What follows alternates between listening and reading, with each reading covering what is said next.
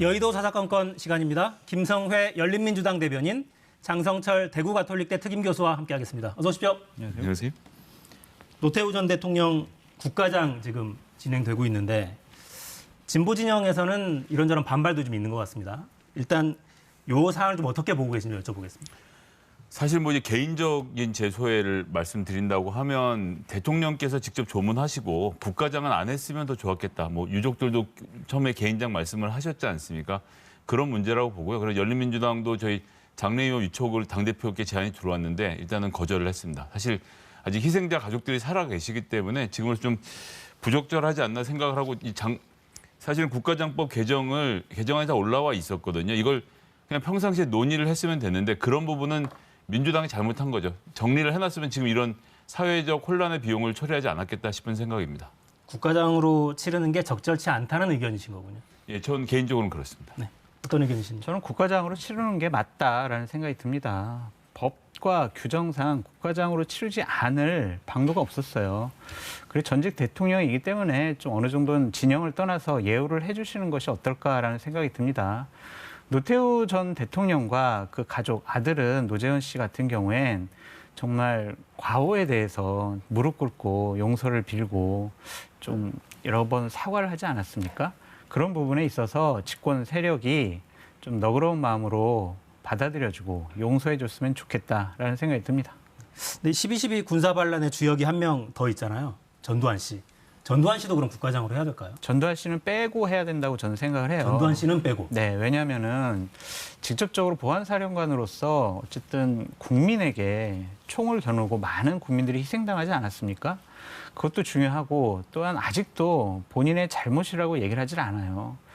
광주 얼마나 마음 아픈 분들이 많이 있습니까? 가족을 잃은 분들에 대한 한을 풀어주지는 못할 만정 더 화나게 하고 계시잖아요. 그건 전직 대통령으로서 해야 될 역할이 아니라고 생각이 듭니다. 그분은 빼더라도 이 노태우 전 대통령 같은 경우엔 너그럽게 잘 결정하셨는데 저는 조금 안타까운 건 아쉬운 건 문재인 대통령께서 직접 조문도 하셨으면 얼마나 좋았을까라는 생각이 듭니다. 정말 정반대네요. 그러니까 정의당도 논평이 나왔는데 민주주의에 대한 조롱이다. 국가장이 이렇게 평가했고 광주광역시 이제 당사자죠 거의.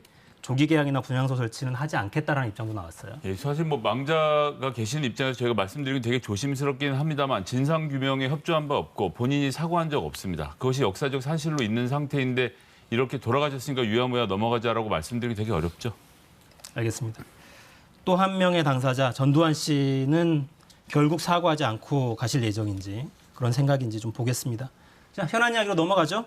국민의힘 대선 경선 후보 결정 일주일여 앞으로 이제 다가왔죠. 다음 주 금요일에 확정이 됩니다.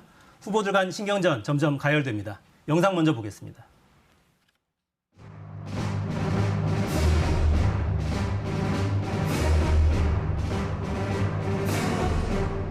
후보자들 간 공격과 비방이 도를 넘어 감정 싸움으로 번지고 있습니다. 경선 이후 우리가 원팀이 될 수 있고 지지자들이 화학적 결합을 할 수 있다는 희망을 국민들께 보여주십시오.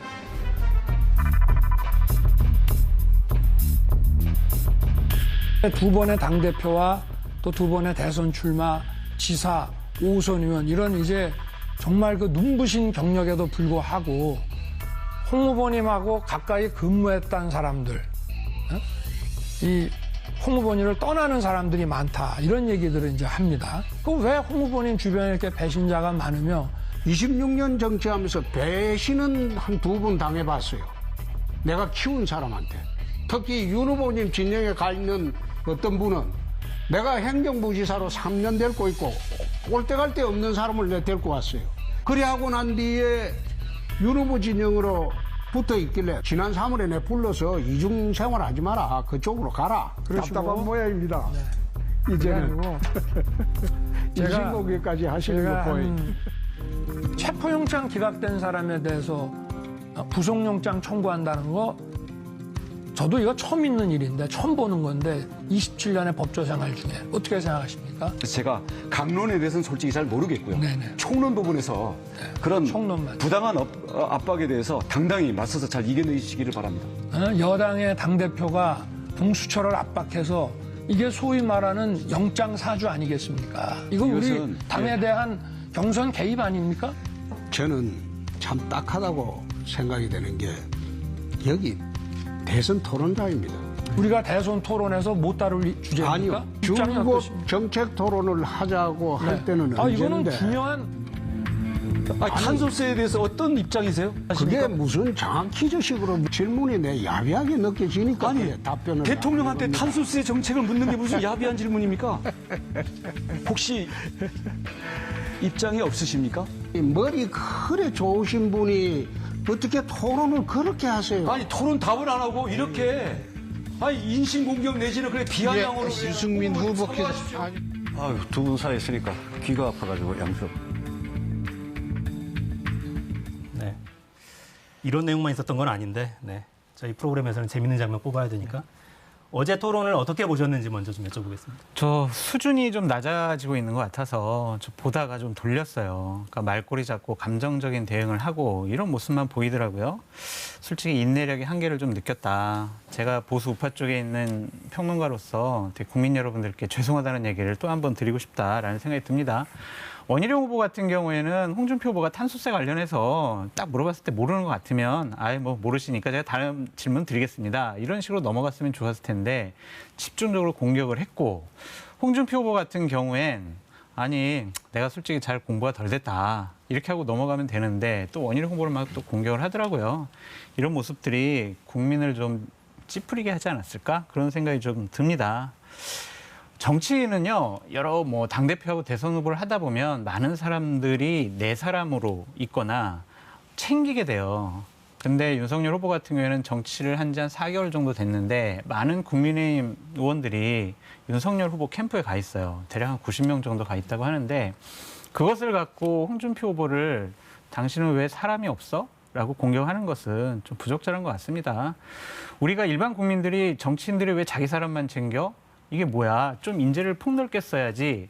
그러한 이제 생각과 판단을 갖고 있는데 윤석열 후보 같은 경우에는 처음에 캠프를 구성할 때 저는 캠프 되게 단촐하게 할 거예요. 왜냐하면 그게 나중에 대통령 되면 다 빚으로 남아있게 되거든요. 라고 한 분이 지금 와서 현역 의원 90명, 당협위원장 포함해서 이것은 좀 아닌 것 같아요. 본인이 한 말을 이율배반적으로 실천하고 있는 것이 아니냐라는 비판을 받을 수 있습니다. 네. 홍준표 후보 쪽에서는 줄 세우기 하지 말라 이렇게 공박을 하기도 하더군요. 어제 토론은 어떻게 보셨습니까? 이게 이제 비행기로 따지면 글라이더입니다.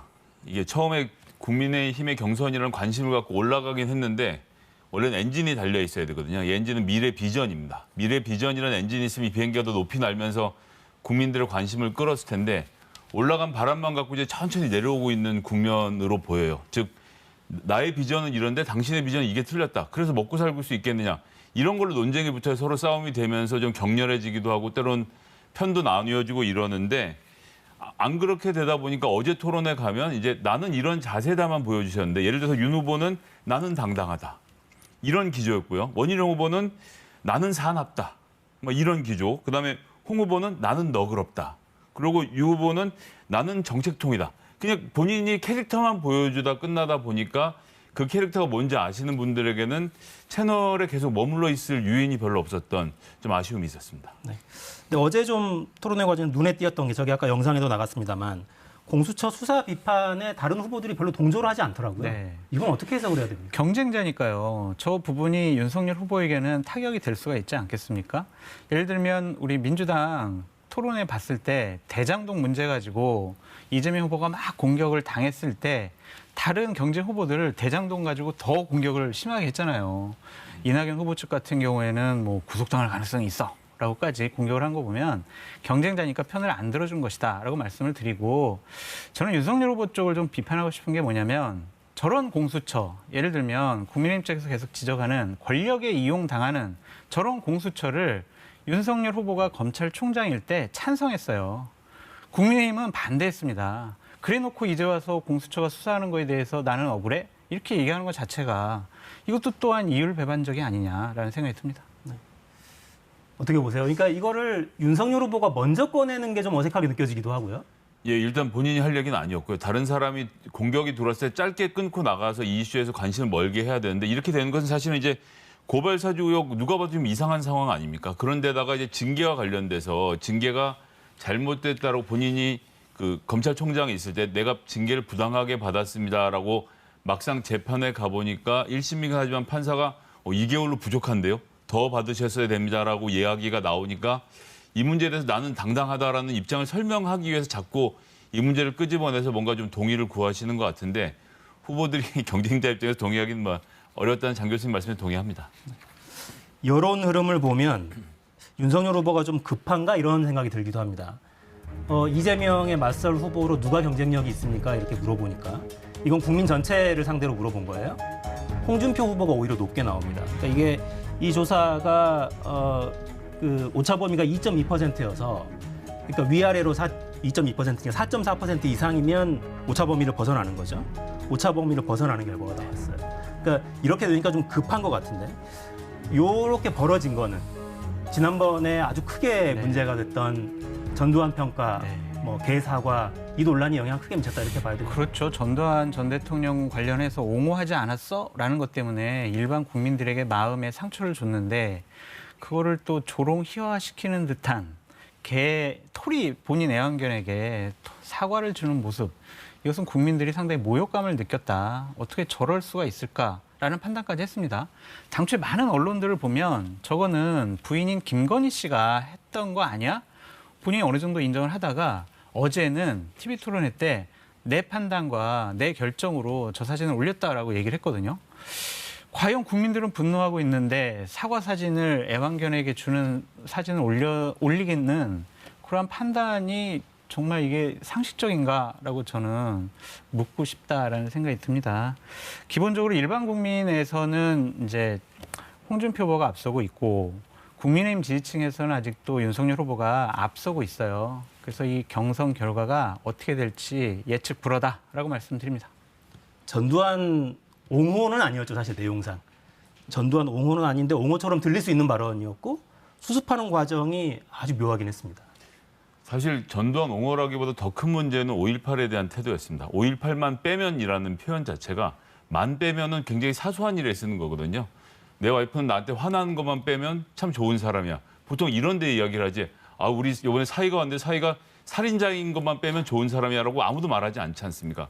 5.18이 그렇게 사소한 문제라는 것을 무의식 중에 드러냈고 이것이 저는 수도권에 있는 호남과 조금이라도 연관이 있거나 아니면 80년대 광주를 직접 겪거나 주변에서 겪었던 분들에게는 지금 문재인 정부 여러 가지 실정, 부동산 이런 문제 때문에 마음이 돌아서다가도 아이고 그래도 윤석열한테 못 가겠다라는 마음들이 모여진 게 이번에 결과가 아닌가라고 생각을 하고요. 개사관 아까 전에 장 교수님 의견과 뭐 동일한 입장입니다.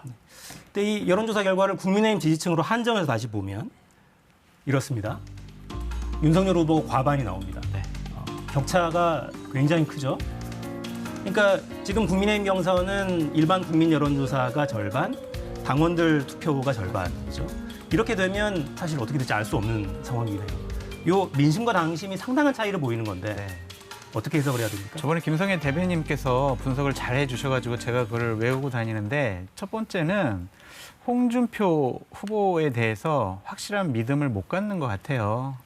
아니 홍준표 후보가 우리 후보가 되면은 과연 대선에서 이길 수 있을까라는 의구심이 하나 있는 것 같고 또 하나는 윤석열 후보에 대한 고마움이 있는 것 같습니다. 고마움. 야당이 질의멸렬할 때 검찰총장으로서 집권 세력 문재인 대통령 추미애 법무부 장관과 정말 절실하게 싸웠잖아요. 거기서 버텨냈고 야당이 거의 역할을 해주지 않았느냐. 야당은 윤석열 검찰총장밖에 없다라는 그런 평가까지 받았기 때문에 국민의힘 지지층에서는 고마움이 있고 마지막 세 번째는 관성적인 지지가 있는 것 같습니다. 지금까지 보면은 그래 우리가 후보가 됐을 때 이재명 후보를 꺾고 정권을 다시 찾아올 수 있는 사람은 누구야라는 여론조사를 계속 해봤을 땐 지속적으로 윤석열 후보가 더 큰 경쟁력을 가졌었거든요.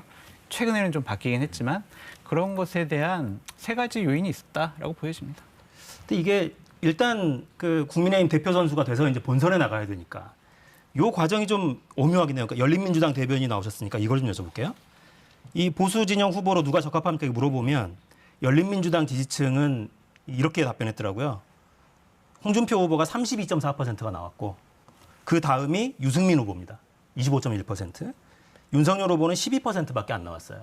그러니까 이게 아마 이제 윤석열 후보 진영에서는 거 봐라 이거 선택 아니겠냐 이런 주장을 할 것 같은데 이런 데이터들을 보면 그러니까 결국엔 본선에 가면 안 찍을 거 아니냐는 거잖아요. 열린민주당은 워낙 지지율이 낮아서요. 샘플이 몇 개 안 됩니다. 크게 우리 신경 안 쓰셔도 된다라고 네. 예, 그 윤석열 캠프에 말씀드리고 싶고요. 그렇게 말씀하시면 안 된다. 네. 뭐 실제가 그렇습니다. 뭐 사실은 이게 좀 진영 갈등이 격화되고 있는 상황 때문이라고 봅니다. 그러니까 무슨 얘기냐면 국민의힘 지지자들이 결집해서 지금 딱 바라는 것은 문재인 정부를 혼내주길 바라는 거죠. 민주당을 혼내주길 바라는 거고 그렇게 놓고 생각했을 때 뭐 민주주의 국가에서 그런 일은 없습니다만 머릿속에서 이 이미지를 떠올려 보자면 누가 야무지게 몽둥이를 들 것인가라는 이미지를 떠올렸을 때 국민의당 당원들께서는 그래도 윤석열이 확실하게 할 거야. 왠지 홍준표 후보는 되고 나면 뭔가 타협도 하고 협치도 하고 정치도 하고 이럴 것 같아. 그렇게 돼서는 나의 분노를 사고로 때릴 수 없어. 이런 마음들이 아무래도 한 20% 되는 표차를 만들고 있는 것이 아닌가라고 생각합니다. 근데 이제 저런 당내 선거를 예측해 보자면요, 여러 가지 좀 분석의 틀과 변수가 좀 있어요. 결국에는 이기는 후보는 이런 조건에 해당되는 후보더라고요. 첫 번째로는 일반 국민 여론조사에서 이기는 분, 두 번째는 20, 30대 지지를 많이 받는 분, 세 번째는 실수를 덜 하는 분, 그리고 네 번째는 흐름과 추세가 좋은 분. 그러한 후보들이 결국엔 나중엔 이기게 되더라고요. 또 하나 이제 덧붙여 말씀드리자면 자발적으로 하느냐 아니면 조직 선거를 치르느냐 그것도 상당히 큰 이제 변수가 돼요. 윤석열 후보 측 같은 경우에는 뭐 캠프 인원이 300명 정도 되고 당협위원장, 국회의원 한 90명 정도 되지 않습니까? 홍준표 후보는 그런 게 없어요. 그런데 어떤 특정 커뮤니티 가면은 무척 자발적으로 많이 선거운동을 본인들이 하더라고요. 그래서 그런 것들을 보면 앞으로 진짜 어떻게 될지 저 스스로 상당히 궁금합니다. 근데 굉장히 홍준표 후보 쪽이 유리할 거라고 보시는 것 같은데, 그러니까 방금 언급하신 오늘 나온 이 여론조사 결과를 봐도 그런 대목들이 좀 나옵니다. 그러니까 홍준표 후보는 20대, 30대에서 굉장히 지지율이 높고요.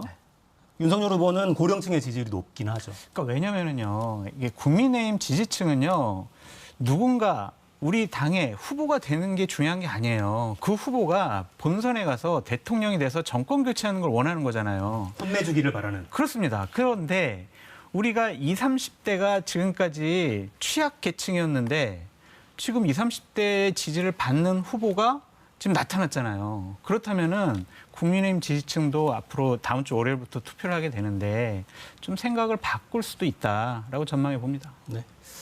상황이 이렇게 되니까 후보들 발언 좀 세집니다. 홍준표, 윤석열 후보 발언 듣고 이어가겠습니다. 반문 직결 가지고 정권 교체 안 됩니다. 정권 교체의 키는 2030 중도층 호남이 지고 있습니다. 국민의힘 지지층만으로는 본선 이기기 어렵습니다. 불가능합니다.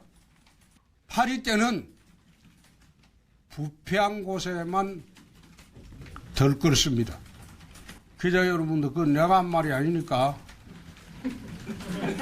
김종인 위원장이 한 말입니다. 저는 당심이나 민심은 똑같다고 봅니다.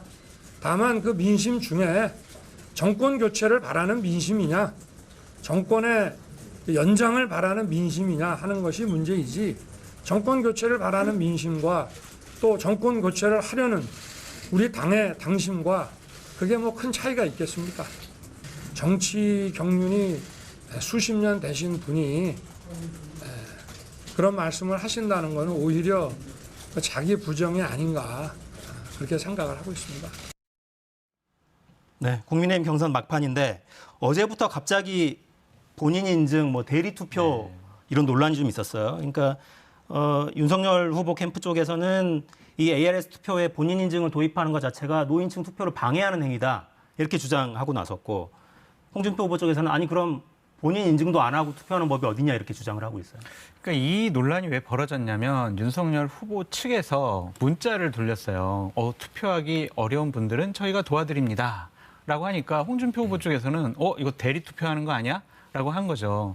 그래서 홍준표 후보 쪽에서 선거관리위원회에 ARS 본인 인증 시스템을 좀 도입합시다 라고 했는데, 선거관리위원회에서는 우리가 한 번도 도입해보지 않았다. 그리고 시뮬레이션 해보니까 그렇게 큰 영향이 없다 라는 결정으로 이것은 도입을 안 하기로 했습니다. 홍준표 후보 쪽에서 좀 얘기하고 싶은 게 뭐냐면 이거 한번 도입되지 않았었거든요. 이것을 우리가 도입하면 우리 홍준표 후보가 좀 더 유리할 거야 이렇게 판단하는 것은 상당히 국민의힘의 지지자와 국민들을 모독하는 거다라고 말씀드려요. 민심과 천심을 수학적인 계산으로 판단을 해서 답은 A야, B야, C야 이런 식으로 생각과 판단을 하는 것 자체가 상당히 좀 국민을 모욕시키는 것이다라는 생각이 듭니다. 선거는요, 계산하는 쪽이 진다라고 말씀드립니다. 계산하는 쪽이 진다. 근데 계산까지는 잘 모르겠는데 좀 의아하긴 해요. 그러니까 저희가 노조에서 뭔가 조사할 때, 무슨 협회에서 뭔가 조사할 때, 저희 회사에서 뭔가 정책 변화가 있을 때 직원들 의견 조사하잖아요. 그런 거 할 때도 사실 본인 인증하거든요. 근데 이거 도입하는 게 뭐가 문제지 이런 생각이 들긴 하더라고요. 저희 열린민주당 같은 경우는 이제 저런 투표가 있을 때는 선관위에다 의뢰를 하거든요. 그럼 선관위에서 본인 인증 시스템을 붙여서 굉장히 저렴한 가격에 투표를 할 수 있도록 다 준비가 되어 있습니다. 그리고 시비도 가장 안 붙고 왜냐하면 선거관리위원회에서 직접 관리를 하기 때문에 그런 시스템을 도입하면 되는데 사실 이 얘기는 지금 할 얘기가 아니라 이미 선거 시작할 때 합의를 보고 나왔어야 되는 문제라서 지금 문제 제기하는 것은 의미가 없고 그리고 크게는 이걸로 몇 표 차이 안 납니다. 지금 뭐 장 교수님 말씀하신 대로 이런 데서 쪼잔하게 하면 그것 자체가 민심에 부정적인 영향을 미치기 때문에 이번엔 넘어가되 앞으로는 중앙선거관리위원회를 적극적으로 활용하시라는 말씀 드리겠습니다. 네. 제가 매일매일 정치 대담하면서 제일 이상하게 생각하는 게 그 지점이에요. 경선 거의 끝물에 와서 왜 룰 전쟁을 하는지를 이해를 못하겠어요. 그러니까 룰을 정해놓고 싸우라고 해야죠. 그러니까 예상치 못한 변수들이 나타나니까 저 변수는 우리에게 불리할 거야. 그러니까 문제 제기해야지. 이렇게 생각을 하는 것 같은데 조금 더 이제 이런 선거를 처음부터 치러본 경험 있는 실무자가 없었던 것이 문제였다라고 말씀드려요. 정치판도요. 그런 선거 실무자가 한 5년, 10년 되면 다른 데로 또 많이 가서 막상 대선 캠프마다 남아있는 경우가 잘 없긴 합니다. 그렇죠. 당도 계속 쪼개지고 터지고 다시 그렇죠. 모이고. 자, 이제 근데 엊그제 갑자기 지라시가 이런저런 정보지가 많이 돌았어요. 특정 후보가 누군가에게 총리를 제안했다더라. 네. 뭐 단일화 논의를 하고 있다더라. 이런 정보지가 굉장히 많이 돌았는데 당내 혹시 그런 흐름이 구체적으로 보입니까? 없는 것 같아요. 그러니까 제가 기자분들을 통해서 들은 얘기는 뭐냐면 유승민 후보 그 참모들이 이렇게 되다가는 저 윤석열 후보가 될 것 같으니 뭐 주말쯤에는 좀 홍준표 후보를 지지하는 그런 모양새의 단일화를 하는 게 어떻겠냐라고 설득을 했더니 유승민 후보가 역으로 참모들을 설득을 하더래요. 아니 이 사람들아 내가 이제 마지막 정치적인 여정이고 마지막 도전인데 미안하지만 좀 이번까지만 나 좀 도와줘라. 그렇게 해서 참모들이 좀 설득을 오히려 당한 것 같습니다. 그래서 제가 봤을 땐 뭐 이게 완전히 결론 난 건 아니지만 단일화는 좀 쉽지 않을 것 같아요. 홍준표, 유승민 쪽은 그렇고 다른 쪽은 어떻습니까? 그쪽도 실체가 없어요? 원희룡 후보 같은 경우에는 본인이 뭐 1등 된다, 뭐 국민의힘 대선 후보가 된다라고 처음부터 목표를 하지 않았고 본인을 충분히 알리고 있고 나는 유승민 후보를 제끼고 3등을 할 거야라는 의지가 좀 강하더라고요. 완주할 것으로 보여집니다. 어떻게 보십니까? 이런저런 설들은 많이 들으셨죠? 예, 뭐 많이 들었는데 전 뭐 지금에 있어서는 어렵다고 봅니다. 다만 홍준표 후보가 유승민 후보와 단일화를 만들어낸다면 그것 자체가 가지는 정치력이 엄청나다라는 점을 인정해 드릴 수 있다고 생각하고 지금 사실 홍준표 후보가 꽤 올라왔는데 골든크로스라는 건 추세선을 치고 올라가던데 계속 약간 머물러 있는 수준의 문제가 있는 거 아닙니까? 이 교착되는 상태에서 개에게 사과를 주는 사진 때문에 중도 민심이 실제로 빠지기 시작해서 윤석열 후보 쪽이 좀 내려간 그림으로 보여져서 저는 윤석열 후보 쪽이 훨씬 가능성이 높다고 생각했는데 지금 굉장히 박빙으로 붙어 있다라고 보여지고요. 원희룡 후보는 말씀하신 대로 유승민 후보와의 격차를 어떻게든 만들어서 3등을 해서 이 제주도 정치를 벗어나서 중앙 정치에 다시 복귀하는 것 그리고 새로운 국민의힘의 당의 주 세력으로서 이 당을 혁신하는 선봉에 서는 것을 목표로 삼지 않겠나 싶습니다. 네. 향후 추세 전망 여쭤보면 또 윤석열 후보 쪽에 불리하다고 말씀하실 거죠? 그러니까 홍준표 후보가 유리한 지점은 한 4가지가 되고 윤석열 후보가 유리한 건 한 2가지 정도가 되는 것 같아요. 뭐냐면은 국민의힘 지지층에서 지지율이 높게 나온다라는 것. 물론 그것이 당원의 표심과는 좀 다를 겁니다. 그리고 당협위원장들, 국회의원들을 많이 확보하고 있기 때문에 조직을 훨씬 더 많이 가동할 수 있다. 라고 말씀을 드리는데 선거에 내려오는 격언이 있잖아요. 한번 말씀드린 것 같은데 당심은 민심을 이기지 못하고 조직은 바람을 이기지 못한다라고 말씀드립니다. 네. 바람이 어느 쪽으로 훨씬 더 많은 힘을 실을지 글라이더가 착륙하게 만들지 계속 띄울지 좀 보겠습니다. 자, 이제 여당 이야기로 넘어가 볼까요? 이재명 후보가 본격적으로 민생 또 경제 챙기기 행보하고 있죠. 어제 소상공인 자영업자 간담회를 하면서 음식점 허가 총량제 발언했습니다. 논란이 됐죠? 보시겠습니다.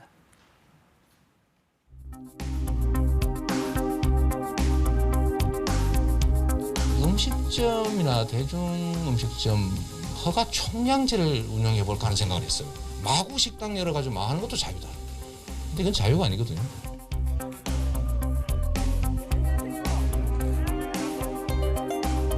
우리가 밥을 먹고 또 생활에 필요한 물건을 사고 하는 것이야말로 시장 경제의 기본인데 그것을 총량제로 해서 국가가 저거 아마 히틀러 나치 때도 그런 짓을 안 했을 겁니다.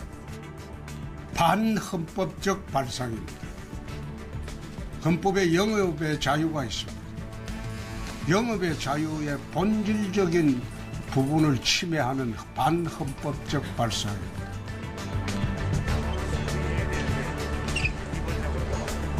제가 성남시장 때 그 고민을 잠깐 했었다 하는 말씀이고요. 이걸 국가 정책으로 도입해서 공론화하고 또 공약화하고 시행하겠다는 얘기는 아니었습니다. 네, 일단 진화에 나섰습니다. 반응이 굉장히 세게 나왔어요. 반헌법적의 나치까지 나왔습니다. 정의당도 총량제 발언 철회하라 이렇게 이야기를 했고 일단 이 발언 좀 어떻게 들으셨어요? 저는 뭐 해볼 수 있는 논의라고 생각을 합니다. 저는 이제 뭐 여기는 아니고 미국에서 장사를 실제로 해본 적도 있고 미국은 시별로 규제를 하거든요. 뭐 가게 몇 개 이상 안 되고 그다음에 가게 디자인을 어떻게 해야 되고 이런 부분까지 하면서 시가 시마다의 색깔을 유지하려고 노력을 하는데 그런 정도 차원에서 우리나라도 한번 아이디어를 논의해 볼 수는 있는 상태다 이렇게 보고 뭐 대선 공약으로 삼아서 본격적으로 하자는 얘기는 아니지 않습니까? 같은 자영업인 변호사는 총량제를 거의 실시하고 있는 것이나 마찬가지인데 대선 후보들이 여기에 대해서는 또 어떤 입장을 가진지도 궁금하더라고요. 어떻게 들으셨어요? 자유시장 경제 체제를 근본적으로 부정하는 반헌법적 얘기에 동의를 합니다. 18세기의 계몽주의 사상이 그때부터 자유를 강조해 왔었어요. 개인의 자유가 무엇보다 바꿀 수 없다라는 건데 자유에 대한 선택을 근본적으로 규제하겠다라는 것 자체가 잘못된 발상인 것 같습니다. 저 발언을 하시고 저 발언을 수습하는 거 보니까 아직 이재명 후보는 대통령이라는 국가 최고 지도자가 되기에는 내 스스로 부족합니다라고 자기 고백한 것 같다라고 말씀드립니다. 근데 저 발언을 수습하는 과정에서 또 이렇게도 이야기했어요. 불나방이 촛불을 향해 모여드는 것은 좋은데 지나치게 다가가서 촛불에 타는 것은 막아야 한다. 그게 공직자가 할 일이다. 또 이렇게 발언해서 국민이 불나방이냐 자영업자가 불나방이냐 이런 비판도 또 초래했더라고요. 그러니까 거듭 말씀드리지만 국가 지도자 되실 분들이 비유 때문에 망해요. 윤석열 후보도 그렇고 이재명 후보도 그렇습니다. 비유를 하지 마셨으면 좋겠습니다. 그리고 이재명 후보에게 말씀드리고 싶은 게 뭐냐면 대통령과 국가 지도자가 되겠다는 분의 자리에 대한 말에 대한 무게감을 좀 느끼셔라. 말 한마디를 통해서 국가의 정책이 바뀌고 그것이 국민들의 삶에 지대한 영향을 끼칩니다. 본인이 그냥 내가 한번 생각해 봤던 거를 얘기한 거예요. 이렇게 가볍게 얘기해서는 국가 지도자로서 자격이 없다라고 말씀드립니다. 불나방 이야기는 좀 지나쳤다고 생각하기 때문에 장 교수님 의견에 전적으로 동의합니다. 네. 두 분 토론하다 보면 가끔씩 그냥 수용하셔서 진행하는 제가 깜짝 놀라는.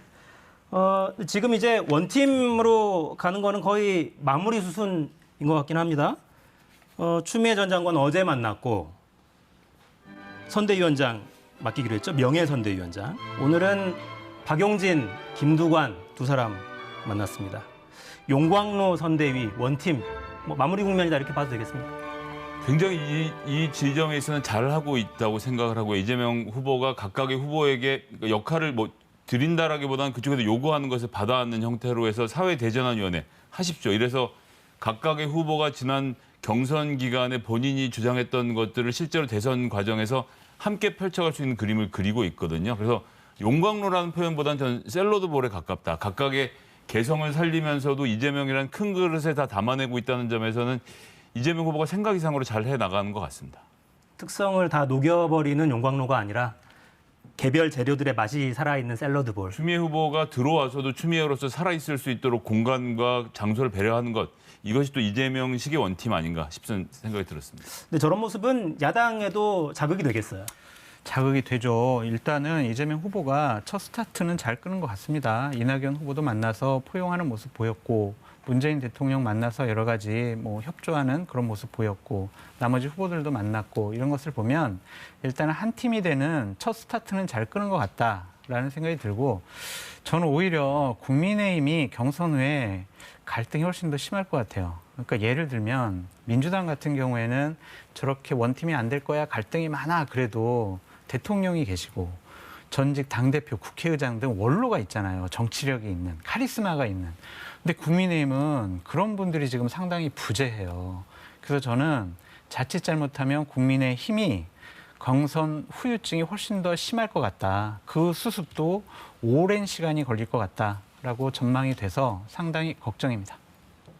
보통 이런 이야기는 상대당 쪽이 하는데 걱정됩니다. 어떻게 하실 거예요? 막 이렇게 하는데 좀 격려를 좀 해주세요. 이렇게 하면 될 거다. 근데 제가 보기에도 방법이 별로 없어서 지금 사실 이제 유기적인 화합이 되게 중요한데 그러려면 공통의 가치를 추구하는 것들이 같이 맞아 들어가야 되거든요. 근데 그런 지점에서 지금 후보 간에 함께 추구할 가치를 마련하지 못하고 있다는 점에서 좀 걱정이 됩니다. 네. 격려해달라고 한 제가 잘못했다는 생각이 듭니다. 네. 현안을 하나 좀 더 짚어볼까요? 시간이 넉넉하니까 유한기 황무성 녹취가 공개가 되면서 유한기 황무성 성남 도시개발공사 사장, 그러니까 강제로 사직하도록 했다 이런 의혹이죠. 네. 유한기 씨가 여러 차례 시장님의 뜻이다 이렇게 이재명 당시 성남시장 이야기를 했어요. 국민의힘은 오늘 이재명 당시 성남시장을 직권남용 혐의로 고발까지 했더군요. 간단치 않은 문제라고 보십니까? 그럼요. 이 부분 같은 경우에는 직권남용 문제도 있고 이 부분이 밝혀지면 결국에는 배임 문제까지 갈 수밖에 없어요. 검찰에서는 유동규 씨에 대해서는 뇌물죄만 적용을 했지 배임죄를 뺐잖아요. 왜 뺐겠어요? 집권 여당의 대선 후보인 이재명 후보를 어느 정도 좀 보호하려는 그런 생각이 있지 않았을까? 아니면은 집권 여당 대선 후보를 검찰이 객관적이고 공정하게 제대로 수사할 수 있었을까? 그런 의구심이 드는 부분입니다. 기본적으로 황무성 씨 같은 경우에는 막 민주당에 계셨던 패널 분들이 나와가지고 저 사람은 원래 그 성남 도시개발공사 사장하기 전에 어떠한 법률적으로 문제가 있어서 기소도 당했고 그래가지고 1심도 지나고 그래가지고 내보낸 거야 라고 얘기를 하시더라고요. 그러면은 법적으로 규정에 맞게 내보내야죠. 감사하든지 아니면 징계위원회나 인사위원회를 열어가지고 공식적으로 문제를 처리해야지. 사장 밑에 있는 본부장이 이거 저희들 뜻인데요. 이거 그만두세요. 이거 큰일 납니다. 이런 식으로 협박하는 게 맞습니까? 대한민국 법치주의 국가입니다. 이거는 반법치주의적인 일을 이재명 후보가 성남시장 시절에 벌어졌다라고 말씀드립니다. 일단 배임을 못 거는 거는 다른 게 없습니다. 원래 뇌물이 나오고 뇌물을 A가 B에게 왜 줬는지를 밝히는 과정에서 B가 잘못한 걸 찾아야 배임까지 엮어 들어가는데 검찰이 제대로 수사 안 해서 그렇죠. 검찰이 수사를 제대로 하고 있기 때문에 지금 이만큼 좀 불거졌다고 생각하거든요. 그런 과정에서 지금 유동규 씨와 관련돼서는 대장동 건으로 뇌물 받은 걸 특정을 못하니까 지금 정치권에서 자꾸 빨리 하라고 하는 과정에서 저는 어긋난 점이 있기 때문에 배임이 빠진 것에 이재명 시장을 연결시키는 것은 좀 무리가 아닌가라고 생각을 하고요. 지금 김만배 씨, 유한기 씨 간의 금전 거래 이런 것도 다 드러나게 되는 거 아닙니까? 이거 하늘 아래 감출 수 있는 비밀이라는 건 없고요. 특히나 이렇게 관심 있는 사안에 대해서는 검찰이 수사를 잘 하고 있기 때문에 모든 진실을 드러내게 하면 된다. 이렇게 말씀드리겠습니다.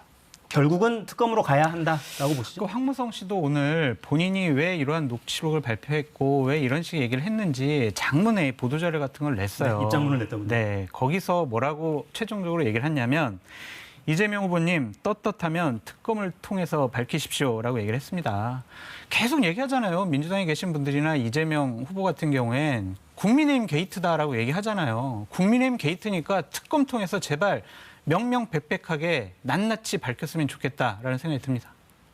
13번의 특검을 진행하는 동안 11번의 1차 수사를 마쳤고 2번 같은 경우는 수사를 중간에 중단했던 과거가 있기 때문에 한번 수사하는 과정에 대해서 자꾸 끼어들려고 하는 것은 계속 말씀드리지만 이렇게 되면 부산저축은행의 대장동 건만 안 들춰본 건에 대해서 주인검사였던 윤석열 후보도 수사 대상에 포함시켜서 네. 특검을 할 것인지 네. 이런 것을 뭐 지금 교수님은 그렇게 말씀하시지만 실제로 논의의 과정에 가면 이거 2달 보냅니다. 지금 국민의힘의 의지는 정확하게 보이는데요. 내년 1, 2월까지는 특검을 미루겠다라는 것이거든요. 수사기관이 빨리 수사를 마쳐야 됩니다. 계속 여기에서 맴돌아요. 네. 떳떳하면 특검을 받으라. 아니다. 대선까지 절대 못 끝난다. 시간 끌기일 뿐이다. 네, 알겠습니다. 주제를 살짝 바꿔보죠. 이게 내년 종로 보궐선거도 진행이 되죠.